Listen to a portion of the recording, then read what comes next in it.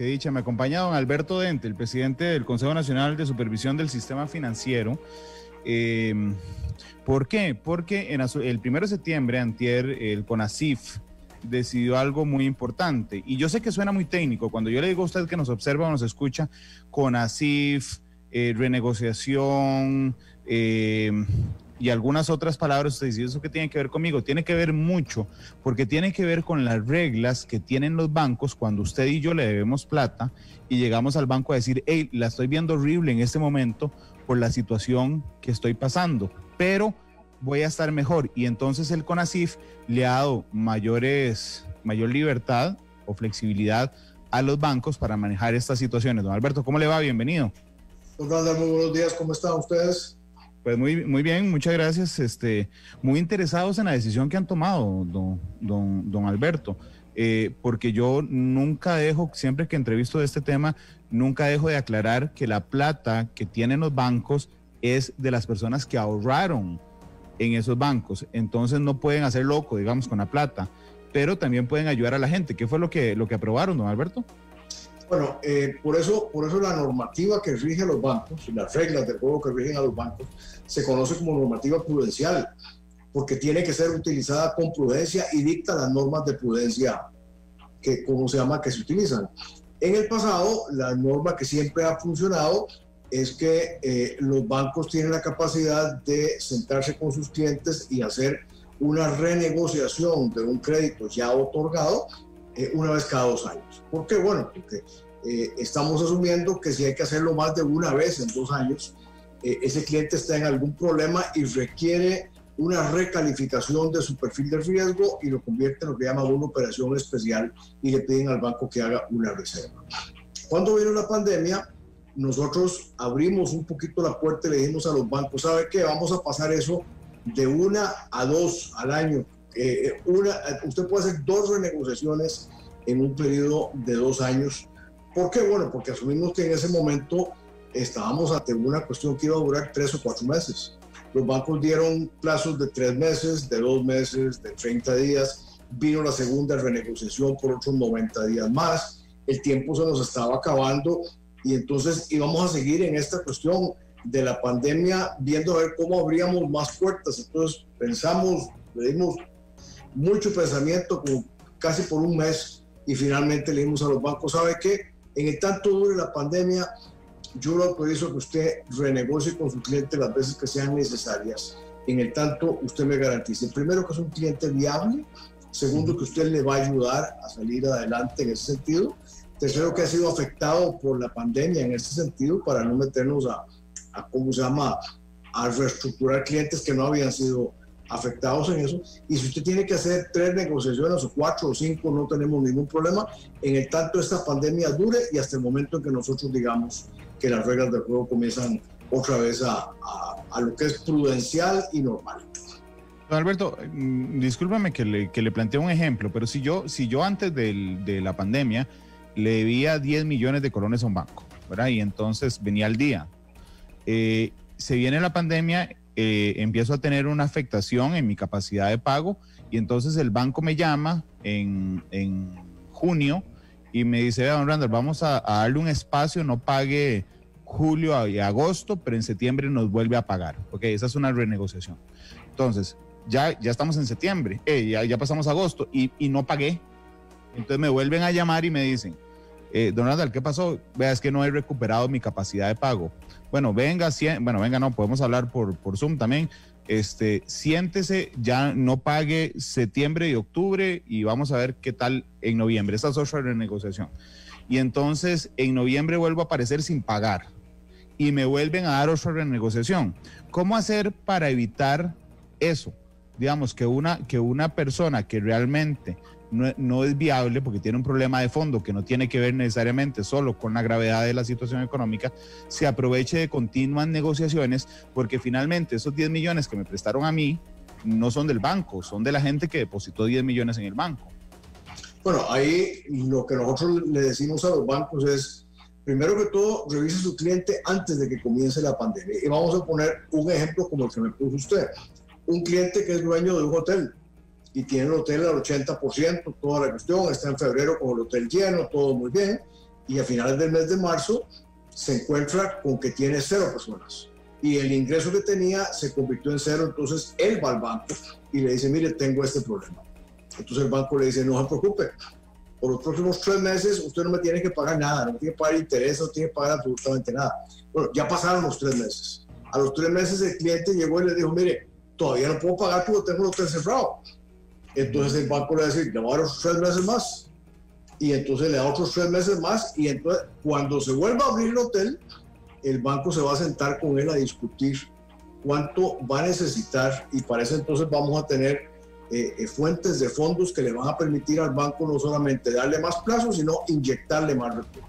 Claro, ya... El cliente que ya estaba mal cuando comenzó, ese cliente difícilmente va a salir y el banco debe ser lo suficientemente realista para decirle, mire, usted no tiene posibilidad de salir porque no la tenía antes de que comenzara la pandemia. Ya vamos a hablar de esa mayor giro de recursos, digamos, que van a tener los bancos para hacer esas cosas, pero usted ha utilizado en las últimas horas una frase que a mí me llama mucho la atención, que es en esta legislación prudencial o en esta normativa prudencial es, señores, sean prudentes también, es decir, no salgan hoy a rescatar cadáveres, que son estas empresas o personas que tenían una situación que no tienen necesariamente que ver con la pandemia y que es mentira que recuperarán una vez que se acabe esto una capacidad de pago, don Alberto. Sí, así es.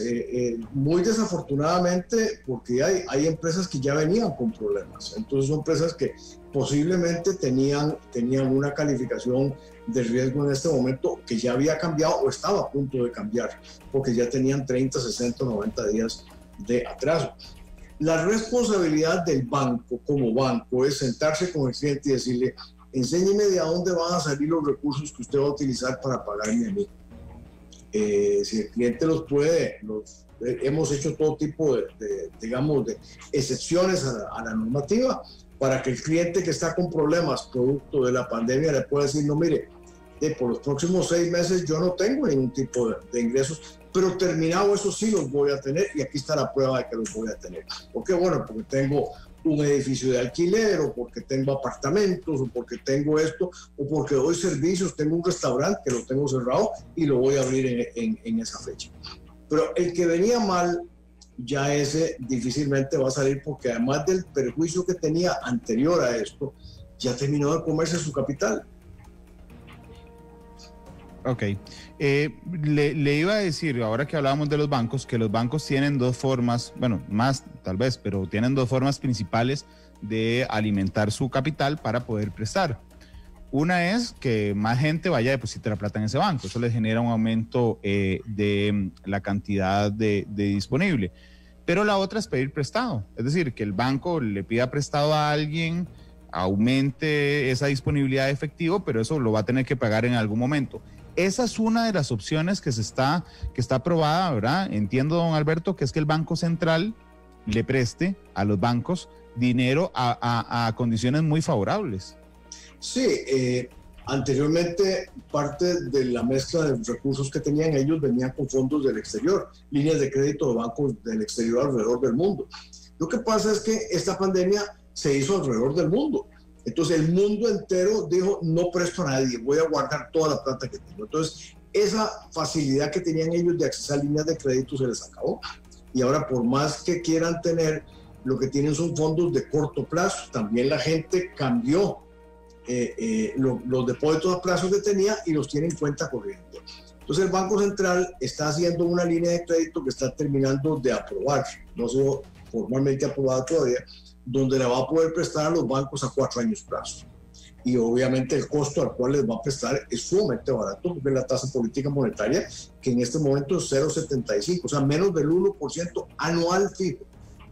Entonces va a estar en capacidad el banco de accesar esos fondos para la gente que ha sido afectada por el COVID y prestarlos a 4 o 5 o 6%, que es una tasa sustancialmente inferior, posiblemente la mitad de lo que le estaba prestando en este momento. Esa es una ayuda muy importante que se le va a dar a los bancos y a los clientes de los bancos. Claro, y hay otra también que es el fondo de avales, del que ya habíamos conversado a profundidad, pero el fondo de avales le permite al Estado ser la garantía en una gran proporción, el 80%, si no me falla la memoria, para empresas que pidan prestado, pero que garanticen mantener a sus empleados, don Alberto. Así es, o sea, que en alguna forma no solo mantengan los que tienen, sino que recontraten a los que habían despedido.